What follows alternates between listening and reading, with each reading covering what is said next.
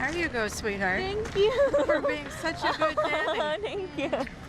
You're welcome. ایک ایسے روز جب واشنگٹن ڈی سی گرم دھوپ سے نہایا ہوا تھا، سیاحوں اور دوسرے لوگوں کو اپنے اچھے جذبات کے اظہار کا ایک موقع دیا گیا۔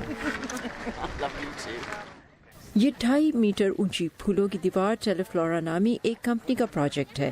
Oh, your voice is very nice.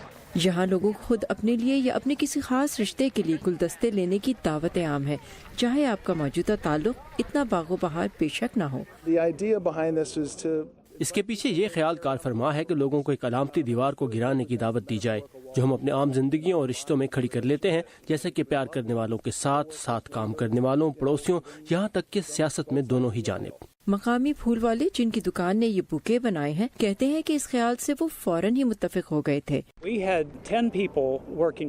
2 دن 10 لوگوں نے اس پر کل 200 گھنٹے کام کیا اور آج صبح ہم یہاں 4 بجے پہنچ گئے تھے۔ لوگوں کو پھول دینا اچھی چیز ہے، یہ جادو کی طرح پھیلتا ہے۔ میرے خیال میں یہ زبردست آئیڈیا ہے، پھول دینے سے پتہ لگتا ہے کہ آپ کسی کو کتنا پسند کرتے ہیں۔ ہاتھ کے بنے 1000 بوکیز صبح سے دوپہر ہونے تک غائب ہونا شروع ہو گئے۔ پلیکسی گلاس پر جس کے سوراخوں میں بوکیز رکھے گئے ہیں ایک خاص میسج لکھا گیا ہے۔